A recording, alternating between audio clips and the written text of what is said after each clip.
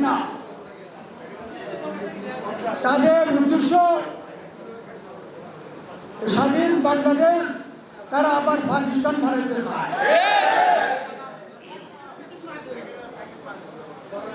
এই রাজাঘাটে স্বাধীনতার বিরোধীতে মনের যে ইচ্ছা